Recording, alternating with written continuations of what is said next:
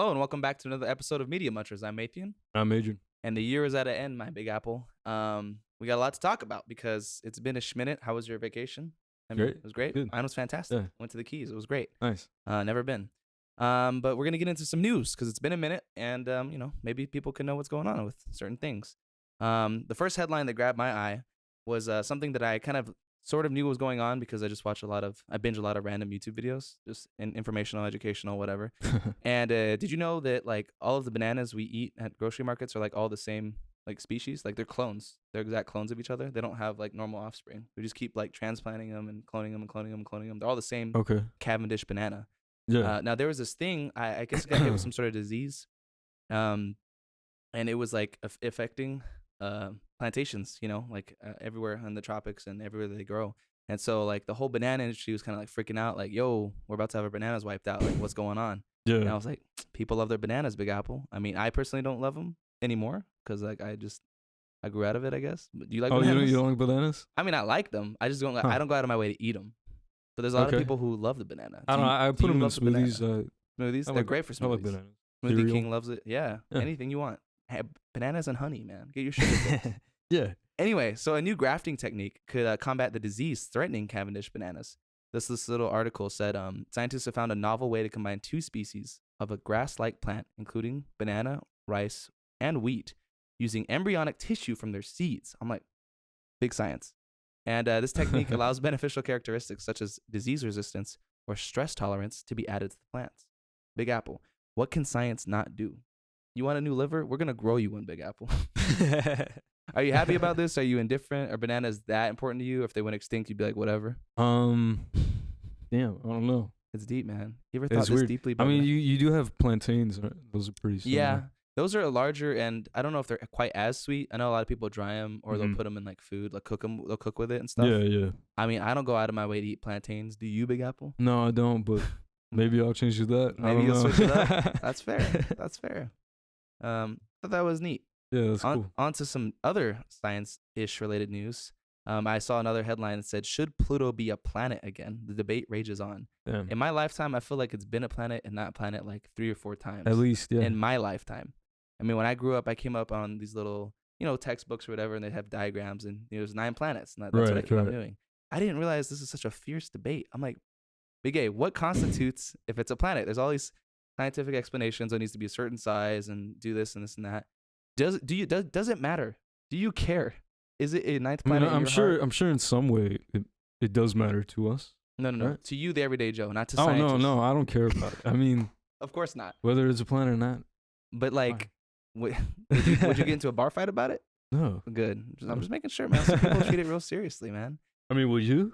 No, I wouldn't get to a bar fight about it. But I mean, if someone like was so diehard for it, because like what blows my mind is not if it is or isn't a planet. It's the fact that it's a debate. Like there's so many other things that I feel like matter, and then people are just like, nah, man, it's just a dwarf. I mean, we do debate about a lot. We do as a species. We do. I'm just saying in science circles and like in kids alike. You know what I mean? Yeah. Literally, remember the Rick and Morty episode where Jerry is like king of Pluto or whatever, and it's the whole thing is Pluto a planet, and there's all these politics involved. Like I feel like some people go that far. I mean, not that far, but anyway, I think it's stupid. But actually, it was discovered in 1930. This article is saying, and it was decided in 2006 that a planet must be spherical, orbit the sun, and have gravitationally cleared its orbit of other objects. So Pluto apparently meets 2 of those requirements. It's round and orbits the sun, but because it shares its orbit with objects called Plutinos, it didn't qualify under the new definition. I was like, cool beans, I guess, but like, it's big enough that like we thought it was a 9th planet until we got better telescopes or whatever. Yeah. And I just look at it, I'm like, man, just give them like a little mercy rule. Just slide them in. Stop rewriting textbooks. But it don't matter to me. I just thought it was a funny debate talking point. And now on to some tea that actually matters. Something that's worth arguing about. Yeah, this is big news. Huge news. Groundbreaking. Dwayne Johnson and Vin Diesel. We need to know about what's going on with them and their next movie. Yeah. So apparently, according to People, of course, Dwayne Johnson will, quote, not return to Fast and Furious, calls Vin Diesel's ask to come back manipulative. Some spicy stuff right there, Big Apple. Apparently, in an interview, the 54-year-old actor publicly asked Johnson to rejoin the beloved movie franchise. And I guess The Rock called it an example of his manipulation. Apparently, he made this post and he said something along the lines of how his daughters like call upon him or something. He brought up kids and how the Rock was a big deal. And he said, I think this is The Rock saying, I didn't like that he brought up his children in the post as well as Paul Walker's death. Leave them out of it. Johnson continued. They had spoken months ago about this and came to a clear understanding. And his goal all along was to end his amazing journey with it with gratitude and grace. So all this to say that, like as of right now, he's not coming back. But so I read somewhere that he had like one more movie in his contract. So I'm like, is he gonna do another Hobbs and Shaw spinoff, or was he just gonna kind of like get out of it somehow? I'm sure they'd probably go for the Hobbs and Shaw. I think they would. I just thought that was interesting that all this beef is still kind of pining over. And do you think why do you think it took so long for him to come out with the statement? Who specifically? Dwayne Johnson. In response to this Vin stuff? Diesel. I think it's because Vin Diesel made another recent, wasn't it a recent post, relatively speaking? Well, yeah, it was maybe like a month or two ago. Oh, and he's just now coming out with a response? Yeah, now he's saying something. I mean, I don't know about you, Big Apple, but it's my understanding, regardless of how long ago it was, it's my understanding that The Rock has a lot going on. He's got like 5 movies he's filming at once at any given moment, good or bad, doesn't matter. He'll do them.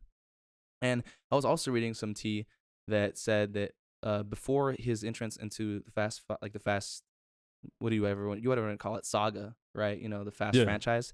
He wasn't really well known internationally, and apparently this boosted him. The Rock, him being in it, boosted him to international fame, especially in markets like China, where Fast and Furious killed over there. And so, for some reason, whenever they had this falling out, I guess it was Vin Diesel's mindset that like he was ungrateful, that he was trying to spin off and like cut. Is his name Tyrese Gibson and Vin Diesel and all the core players out of it, out of the Fast, pie, if you would, with the spinoff. Like apparently that's where the bad blood started. Right. And of course, like the egos on set. I think there was egos on set before the spinoff too. Probably, I think even in the 5th one. Even then? Yeah, wow. In the first time we got to see Dwayne Johnson. I wasn't following the tea that closely then, but the lore is I'm invested in this lore. So I was like, okay, interesting. But long story short, I think Vin Diesel's trying to bring it to a head in the finale, right, of the Fast 10. Right. And obviously we know, critically, Fast 9 didn't do that great. You saw it, you really didn't like it, right? No. Exactly. It still did relatively good at the box office because the whole waves of the pandemic, and it was basically the only blockbuster in theaters at the time. Yeah. But I mean, I didn't go out of my way to see it. You know what I mean? So like that says something, and you didn't like it. So if Vin Diesel wants to do the saga, a justice and bring it home in this 10th movie, it makes sense why he'd make a plea for The Rock to come back, because he knows, one, his last movie didn't do well, and two, if he wants to end it on a knockout, knock it out of the park finish, he needs something as big as the juggernaut that is The Rock. That's what I'm thinking. Yeah.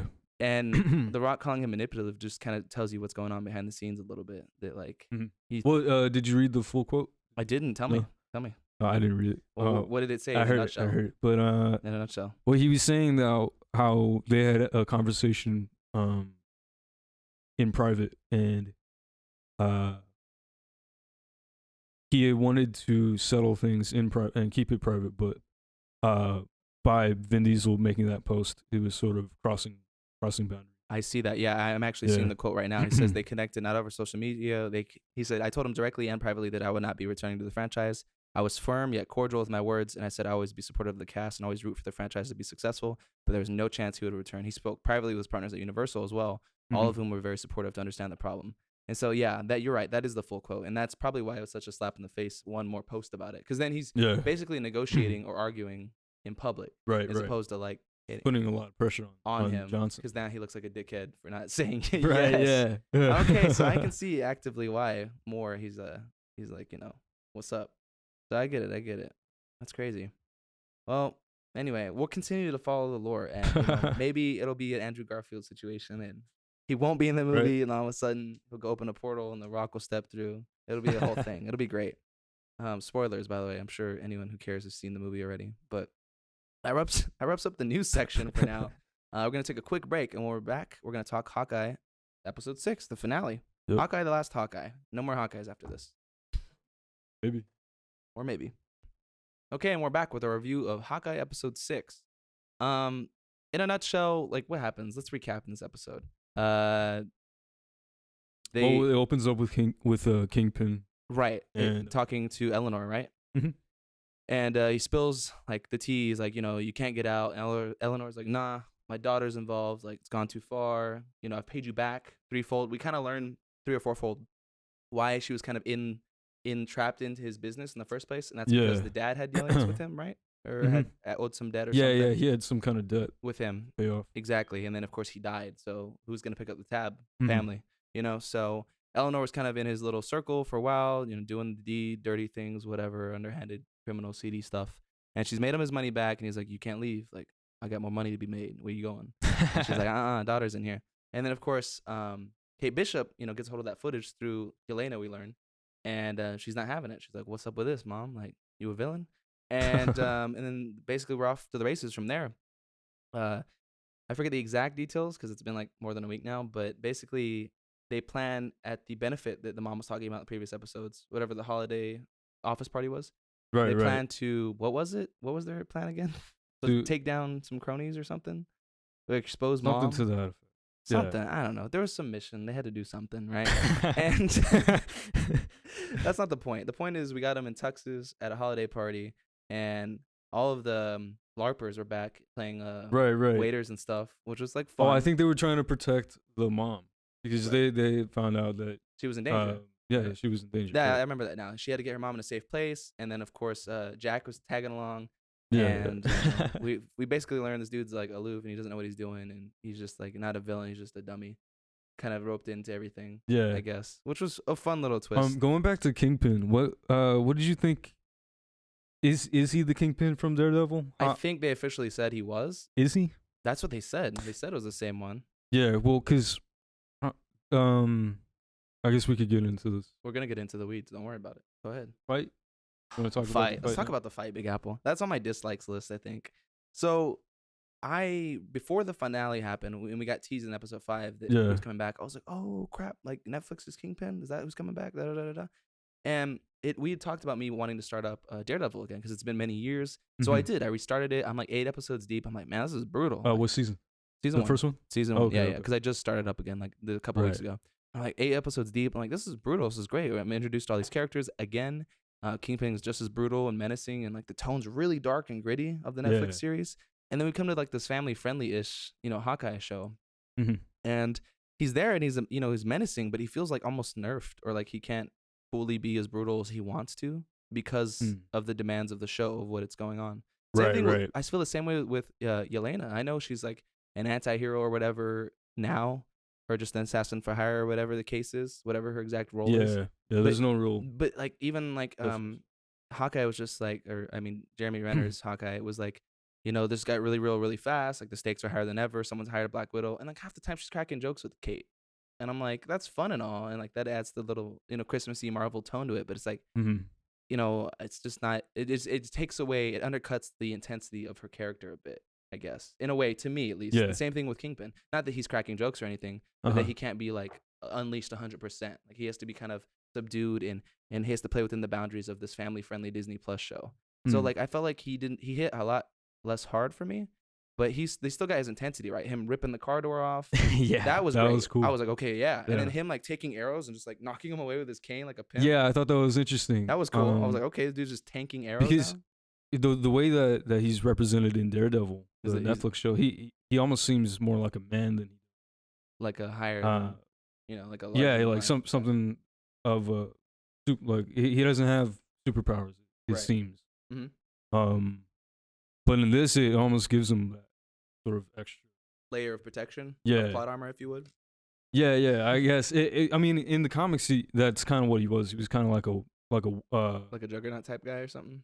Yeah, he was like a hippo, where like they look fat, but in reality they're like really strong, solid. Yeah. So yeah, I think it was there was a little bit less of an intimidation factor. I think because they had to keep it PG-13. Right. But I think in turn, we did get him being more accurate in that being regard. More accurate to the comic. I mean, he was physically imposing, but like in a different way. Yeah. They also shot him a little differently in that first shot. He did. looked freaking huge. Yeah, and I thought that was really interesting because it almost felt like in the Netflix show he was like just a normal slender dude. Yeah, just like barely taller than Matt Murdock. But he seemed huge and imposing in this one. Yeah, they got that did. Right. So they really got some things right. I agree with you. He seemed more comic accurate in that regard. I have likes and dislikes. Let's start with the likes. So I liked at the beginning how they expanded upon the exact relationship of Eleanor and Kingpin. We talked about that. Yeah. I liked his cute little hat and Hawaiian shirt. So I felt, a little more Yeah, that was apparently from a comic, right? A comic. Yeah. Right. Straight out of it, which was great. I saw the top hat and I was like, that's for sure from a comic. There's right, no way he's just unironically wearing a hat in 2021 like that, a little pimp cane. There's no way. Yeah. What else? Oh, I enjoyed seeing Kate and Clint making the custom arrowheads together. They had some Stark. Oh yeah, that he was dope. making some from scratch. There were some exploding ones. There was all kinds of painful arrows at the end. There's like little pins and needles and like some dude one frozen solid. I'm like, that's an amputee leg. There's no way that's coming back. And then like there's so much casual murder they just show off screen. Like there's no way some of those don't actually kill people indirectly. Right. There's no way. Especially with the shrinking, which was cool. The Pym arrow. The shrinking arrow and the whole van gets shrunken, and they're not wearing any protective gear.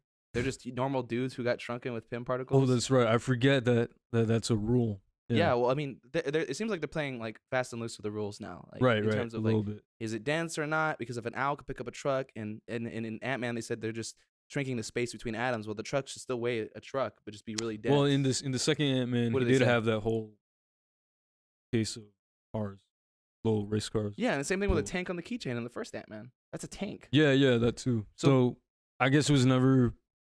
I don't know. This is my headcanon, is that it does shrink it, right? And the excess weight, like it maintains the same how do I say this? It maintains like it just kind of like reduces it proportionally. Like if this phone was blown up to be the size of like a skyscraper, it wouldn't weigh whatever this weighs, like half a pound or a quarter of a pound. It would weigh like several hundreds of thousands of pounds, right? So like that mass comes from somewhere. We could say dark energy, dark matter. We can make excuses until we're blue in the face. If you're gonna make this phone like an inch big, it wouldn't be half a pound or whatever. It'd probably be like, I don't know, a couple grams or so, proportionate to it. And the excess matter would be put off into another dimension or converted into dark matter, like in a holding cell, if you would, until it comes back. That's the way I'm justifying all of this crap in Marvel. So it makes sense. Yeah, like, definitely. I wish they took the time to tell us all that. What is it called? The third one? They'll probably hopefully bring more of that with Kang and with Kang. entering into the what is it called? Was it Quantumania? Is that the quantum the quantum realm. The quantum realm. Yeah. Quantum in front of everything, Big Apple. But I digress. Yelena and Kate are fighting together. Like that's the only time I allowed that to slide. It's funny how they keep bringing that in. They do. They really want them to have like a buddy cop kind of show or something.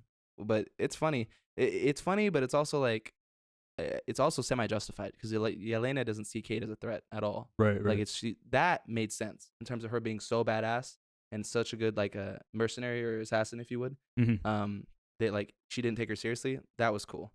I enjoyed that. Dislikes. I feel like overall in the show, Fisk came a little too late, but I'm glad he's rolled into the MCU along with Daredevil now, thanks to Spider-Man. Yeah.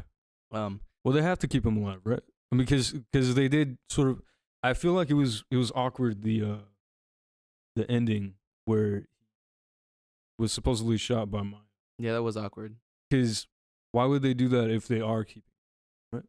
That's a great question. I feel like it was just more symbolic than anything else. Like, well, Maya had the guts to kill the person who ordered her father dead.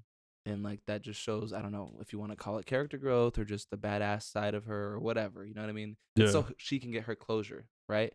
And then there's also, like, a comic book run where I think she actually shoots him. Same character. Echo shoots him in the face. Right. And his eyes get ends up shot out and he blind. ends up becoming blind. So they could go that route. They most likely would if he stays alive. Yeah. Or maybe since it panned up, there's some convoluted explanation as to someone jumping in or blah, blah, blah, blah, blah. You know what I mean? They could rewrite it any million ways they want. But I think they panned up, one, because it's family friendly, and two, because they don't want to exactly say what happens. One, they don't exactly, they want to not write themselves in too much of a corner. Yeah. I just thought it's like a little bit of an awkward ending for that. Yeah, just to bring him to kill him. Kill him. Right. That was really awkward, especially if you're just going to bring him back. Because on one hand, it's a slap in the face to the character if you just brought him back for a show just to kill him. And then on the other hand, it's like, okay, but why'd you kill him if you're going to bring him back? Especially when they only used him in that one episode. Yeah, exactly. Because it was that and then it was the picture in the last episode. Exactly, Big Apple. So yeah, I already went over a couple of these. Yeah, I already went over this. The last thing I want to talk about is just him fighting Kate. I thought it was funny that all he could do was just kind of like throw her across the room and punch her because he refused to like mash her brains in. I was like, that's again the PG-13 aspect of it. I did enjoy her having to keep getting up and keep jumping around and figuring things out, especially with the arrowheads at the end. That little tidbit, they called back to that little the flick, thing, where she flicks the and coin. it hits like one of the electrical arrows. Oh, it was the tip, right, of the arrow. It hit the tip of the arrow. Oh, that's it set off an electrical charge. What was it that she threw though? It must have been a coin. It might have been a toy she saw lying around or something. Oh yeah, like coin shape. I have to go back and look. It doesn't matter. She did the cool thingy thing, and everyone was like, "Ha, she did the thing." So I was like, "Cool." I thought that was better than when they did the slow mo in the previous episode. That I don't know. It felt like a little like the wrong time to be using slow mo. They're just like, this would be a cool shot. It's such a small like thing to be doing. Yeah, I hear you. I feel like it would have been cooler if they did it with like a certain arrow, and like it just, I don't know. But I don't know. Right. I don't make these things. I don't make these rules, Big Apple. I don't make these decisions. But yeah, that's pretty much our review of Hawkeye episode 6. I mean, I'm cautiously optimistic. I like how it sets up more stuff, and we'll see where they go going forward. Let me ask you this, really candidly: are you excited? Are you jumping out of your boots to see the spinoff with Echo, or are you like mildly intrigued? 'Cause I'm just mildly intrigued. I'm mildly intrigued. It'll be cool because I feel like they could do it like a criminal on the run sort of thing. That would be nice. And I feel like that kind of story would be cool to have in Marvel. Yeah. Especially since if she really is if on they do her it own. right.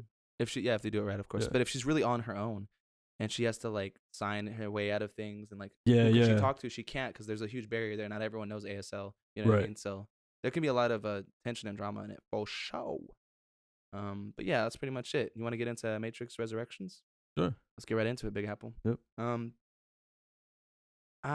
Broadly speaking, the first third of this movie really had me on my toes. I was like, what is this movie going to be? Because, like, everyone casually knows the first Matrix. Like, I feel like everybody casually knows the first Matrix. And if you don't, you can kind of parse together what it was from the beginning of this movie. They're literally, like, revisiting some of the older films. They literally have a projection screen. Yeah. And they're, like, showing our Neo, like... And even before that, they flashback constantly.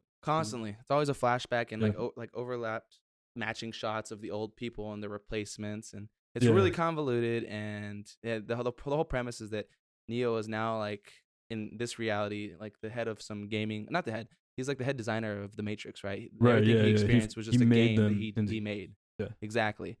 And we get introduced to the world. There's someone who looks like who is it? Someone who looks like Smith, right? Jonathan Groff. Right, Agent Smith. And he's kind of his boss. And then we're introduced to Bugs, who I actually really liked as a character. We also get Neil Patrick Harris as the analyst, who was really stellar in that role. And it's just kind of him figuring everything out. You know, we have Morpheus as well. And there's a whole lot going on. The fights were interesting, like seemed a little lackluster at times. I think it's so old. I didn't really like any of the fights. It felt like a very not a last minute thought. It felt like an afterthought or what? Yeah, like they didn't put a lot of effort in. Yeah, I would say. Especially compared to the first. The only fight I semi kind of enjoyed was like Bugs running around at the beginning. But then it was kind of ridiculous too at times, like with jumping off buildings and stuff. But it is the Matrix, right? So who cares? Yeah. There's a whole lot of like guns being pointed, but not people. A lot of bullet dodging. An astounding amount of bullet dodging. A lot. Yeah. No one's getting shot in this movie. No one. I'm like, what is going on here? But anyway, there's a whole lot going on, and it got really meta at times. Ugh, I hate to use that word; it's overused now, but it's true. It gets so it's just so like self-referential and like fourth wall breaky, and the whole bit like what really had me on my toes is when they like literally called out Warner Brothers in the writing. Oh yeah, I was like, what is going on here? Like, is this a middle finger to the corporation? And like it's still self-aware, and it's like they want you to excuse what's going on because like, well, we're aware of what's going on, so it's fine, right? And I'm like, not really. Like, do something cool with it. Yeah. this like it's like 3 different weird movies in one. I'm all over the place, but this movie's all over the place, so I have a lot of weird feelings about it. I mean, I'll start with some likes. You know, Keanu is still good in his limited role here. You know, I just like seeing him. That's about where it ends. Like, I don't think they did much with this character other than like, oh, he's the one. He's such a crazy legend. He's just kind of like, why am I still here? Like, what's going on? I really enjoyed his mental anguish with the analyst. Yeah. I thought that was him gaslighting cool, him every second, every corner, every turn. That was sick. I did appreciate modern Matrix VFX, like any explosions or like the codes running down. Like I just enjoyed seeing this IP with modern VFX. That's about it. The slow-mo, there was so much use of slow-mo in here. I thought Snyder might have been a producer or something. I was like, this is a lot of slow-mo for a movie, but it was all right. I didn't like the rehashing of things. Like, I did like him being like, no, like when Morpheus showed up in the bathroom and he's like, we're trying to make it so you remember it. Nah, this is not happening. Stop. Yeah, it was very jarring. Super jarring to watch. Yeah, very jarring. And he didn't have much to do with this Morpheus other than just kind of get him on the ship. And he didn't feel like Morpheus either. I mean, granted, obviously the story explained he wasn't the same exact version of him, but why do it at all? Like it didn't feel like Neo infused the character with, because he had made the character. He had made that version of him. It felt like he didn't have the same personality. Nah, it was just like the new and improved cool one, like the 2021 Morpheus. But Morpheus was like I remember him being more cerebral and like thought provoking and like, you know, think about where your place is and like just really more like, I don't know, stoic or just grand, wise. Yeah. He felt like he had like a lot of like drive. I don't know. Like it just felt different. Just really determined or something. Yeah. I don't know. It was just weird. What else? Yeah, the villain monologues was cool. I like Neil Patrick going off and like really taunting them. I thought it was weird that they called out bullet time when that's really a filming technique as opposed to like an ability. That was weird. Yeah. But I mean, it was cool to look at. I think they had not invented. They were the first ones who had the idea. No. I understand first that. One, right? No, they did. Yeah, no. I'm saying that's a behind the scenes term. That's not like right. Like it's not like a. Well, they're getting meta. They are getting meta. Okay, all right. You got them out of that one. Yeah. I didn't like Niobe by Jada Pinkett Smith. Right. I understand she had to be old or whatever. I didn't believe she was old. I know she's not. But no, she didn't. It was terrible corny. makeup. It was horrible makeup. It was really corny and dumb. I don't know. I didn't like any of that because that whole world, the whole underworld of the survivors, we got cool history and they showed us like what would have been cool movies, like the whole machines fighting machines stuff. But it was just, I didn't feel her presence as a commander.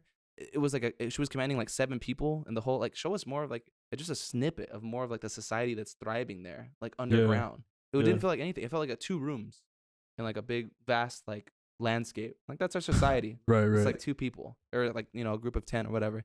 It just felt like so weird.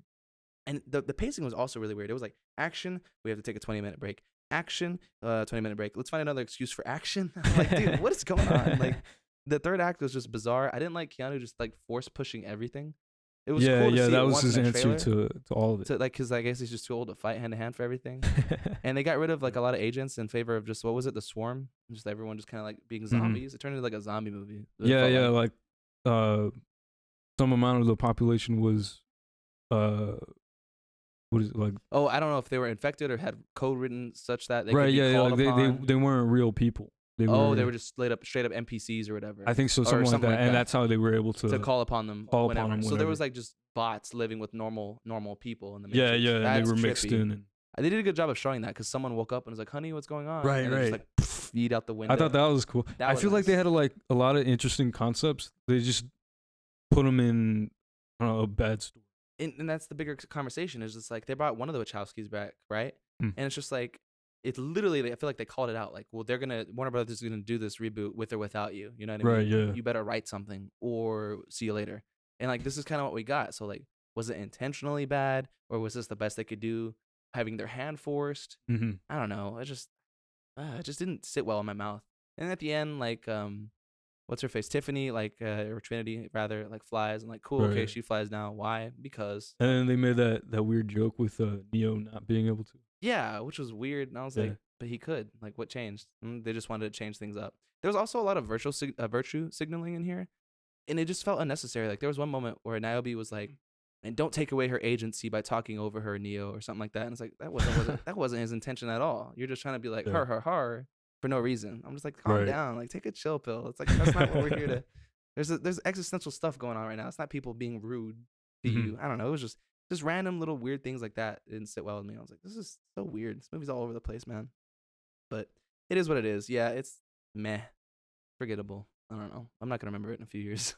Yeah, I'm trying to remember it right now. To be honest, Jonathan Groff. It took me a while to understand that he was supposed to be Agent Smith, Right. and I feel like with Hugo Weaving, it would have been a lot better. Would have been so much better, and there would have been so much more like depth felt.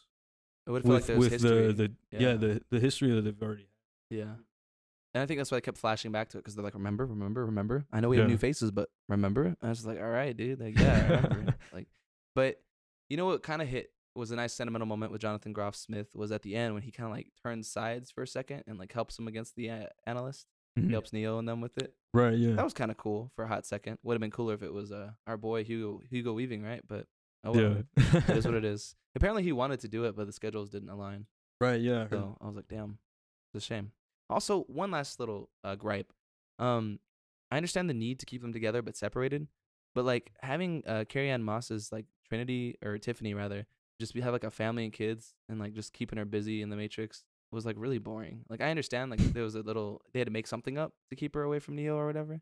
Yeah. And I was like, and she's like, I can't, like my family. And then like they're like, Neo, you can't break her out. Like she has to want to go. All that agency stuff, right? Like she has to want to go. I was like, I get that, sure, but it's also like, but Neo's he's gonna go for her anyways, right? Like the whole love story thing. It just felt like there's too many, I don't know, spoons in this pot. I don't know. There's too much going on, Big A. I didn't like it. Yeah, definitely. Too much. And my brother was like, this is like all the first three movies just retold with different skin on. I was like, feels like that, yeah. And they set it up at the end. Yeah. And like if they wanted to do another trilogy, they wanted another 2 movies of them just being gods of the Matrix. I was like, what could they do? What's the threat? Like the other machines that aren't these machines? Like they want to fight more machines in different Matrix worlds? Or like, what's the end goal here? I don't know. Yeah, because it feels like they solved this movie, or the resolution to this story was too simple. Yeah. And I feel like there's almost too much that they've already done with what they can do with the idea of the Matrix. Yeah. And I don't know that there's really more for. Yeah, because I felt like they were making stuff up on the fly, like with each little movie. They're like, well, we were only trying to do one movie, and then it turned into a trilogy, and then like a quadrilogy. I don't know what you want to call it. You know, that was just weird. You think? Okay, let me ask you this. I know it didn't make too much money because it was up against like juggernauts and stuff. But like, do you think they're gonna order another one, or has like Warner Brothers learned their lesson?